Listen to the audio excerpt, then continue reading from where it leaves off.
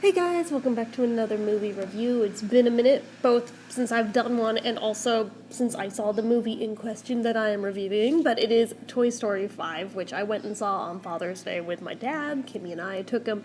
So, anyway, if you guys remember, a while back on this channel, I reviewed Toy Story 4, and I was kind of ruthless about it, kind of brutal, because, and I stand by what I said, even though I've rewatched Toy Story 4 since then a couple of times, I still feel like that storyline did not need to happen in this universe. We did not need that.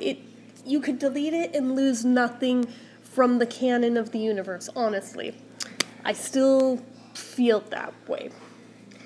Did it even really give us much of any new characters that stuck around besides Forky? Not particularly. Well, I guess Duke Kaboom, but like, he's such a side character that.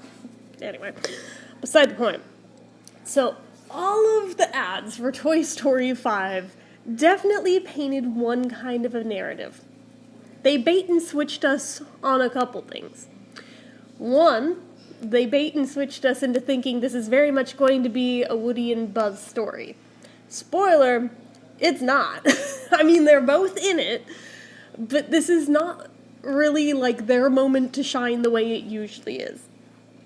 But the bigger thing they bait and switched us on, in all the messaging of all the advertising, it kind of gave the vibe of tech is bad, oh my god, we have to do something about the iPad babies, was kind of the unspoken vibe, even though they said the quiet part out loud, with LilyPad being the new toy coming in, which is, I guess, their version of like a leapfrog tablet.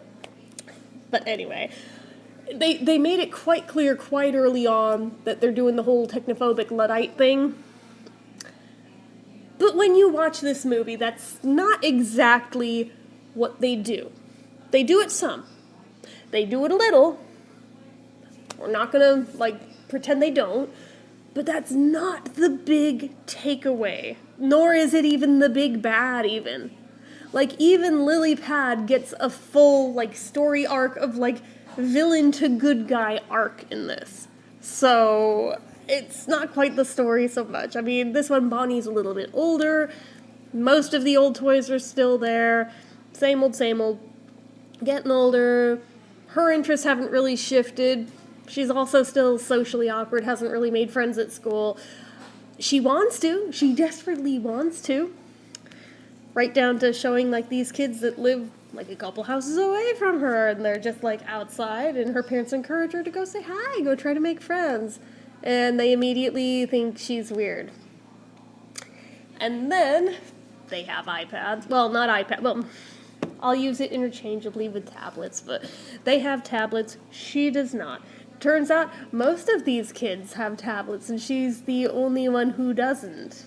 And all of them are just glued to their screens 24/7, just like in real life. And this is where you think you know where this kind of messaging is going, because it sounds like that's where it's going.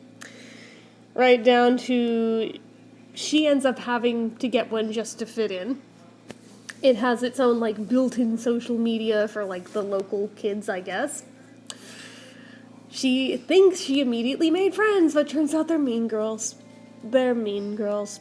They bully her for still playing with toys and make her feel weird about it to where she doesn't want to be seen with them or play with them. Only wants to play with LilyPad.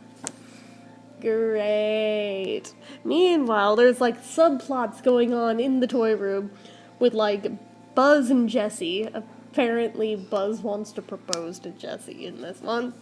That's a whole thing. Woody still is out exploring the world with Bo Peep, but comes back just for this. It's a whole thing. I won't give all of it away. Basically, after the kids shame her for playing with toys, instead of just being, glued to a screen 24/7, and she becomes a victim of cyberbullying, is what this turns into.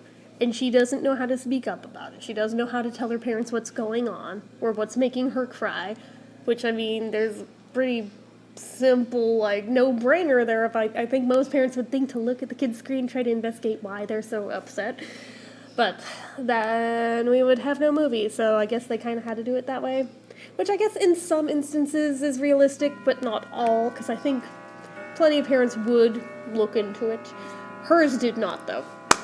So, it's a whole thing where really they bait and switched us into thinking it's an anti-tech story. No, it's an anti-cyberbullying story, which I'm kind of here for.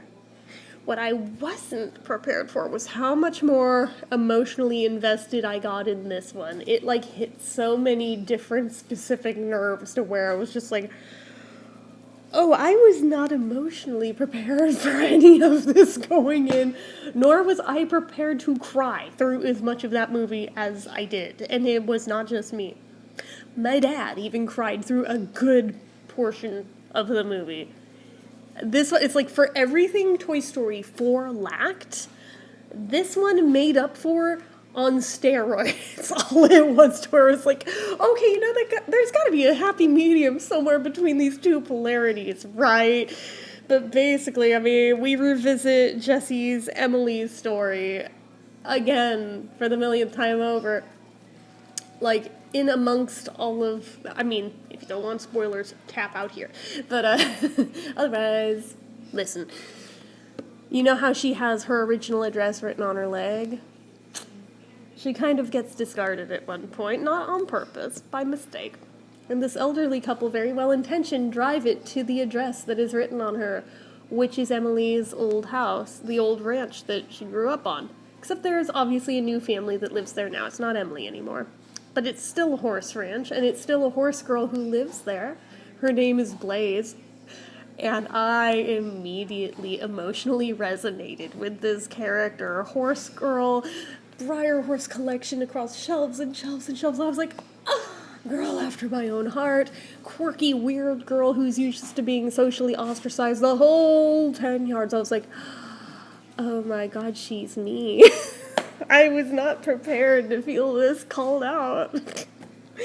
Anyway, there's like a whole plot with Jessie trying to like have her own both war on tech, but also finding the appropriate way to use tech in a functional way, proving that not all tech is bad, just there's a time and a place for everything, which I think is a good message for the movie to have, because obviously, even for like the iPad kids, like, I don't think anyone could really make the argument that everything about those is bad.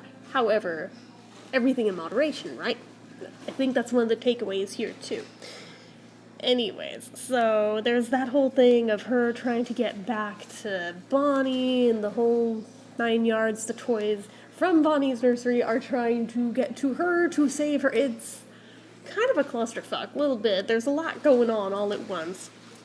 But basically, there's a whole thing back and forth, even through the lily pads of Bonnie and Blaze trying to connect to, like, get her toys back, but then she feels weird about it, and she doesn't want to admit she still plays with them, and kind of wastes her time, but again, it's like an ongoing plot line, so anyway, eventually not only does she get them back to her in a way where she accepts them and keeps them, but they end up making friends with each other, and it's like, I think the main takeaway motto of this film, the main message, moral, there we go, the main moral of this film is don't waste your time on people who are just doing whatever the norm is if they're mean to you. You don't have to put up with that. Life is short. Even if you have less friends, find the ones who match your type of weird. Gravitate to them and hold on to them tight, because they're going to be like the best friends you can have. And I think that's a really cool message that they included in here. And sure enough, like, those two, they both enjoy tech, but also the toys. There's nothing wrong with that, and I thought that was pretty cool. Now, a lot of people had a lot of things to say about this movie and felt a lot of different ways. I liked it, though. Like, for as harsh as I was on Toy Story 4, I was really into 5, so I feel like it definitely made up for the sins of 4, and then some. And for that, I'm gonna go ahead and give it, like, a 4.5 out of 5 stars. There's a couple things where I'm like, we didn't really have to, like, pound this into the ground this hard, like, the pacing, but a lot of it, I was just like, wow, this finally feels like a Disney movie again. All right, we're back. We're so back. There is one really big, like, mic drop plot twist moment involving Emily, though, and Jesse, that I won't give away the spoiler here. Hold on. Okay, sorry. So there is one really big, like, plot twist moment that I thought was really, really cool that brought it all full circle involving Emily and her own Jesse. We'll leave it at that. But I was just like, oh my god, I was literally bawling over that. I thought it was really cool that they included that as a thing. So there was that in it. There was a lot of things where I'm like, they really did think this one through a lot more. 4 kind of felt like slop that was churned out just so they could put a movie out and make quick, cheap merch of it and move on and hopefully just go cash grab. This one had heart to it again, so that I'm here for. There was a bunch of celebrity cameos I wasn't expecting in this one. I mean, I somehow didn't realize Conan O'Brien's voice in it until one, like, imagination scene where, oh, now the toy that he's doing the voice of has his real-life hair on him. It's like, oh, it's Conan, that's why I know that voice. Got it. But there's a lot of things in this one where it's like, if you're not prepared to cry, you might want to, like, time it to another time when you are more okay with it. But anyways, I really did enjoy this one, though. I think this one is worth your time, like, 10,000%.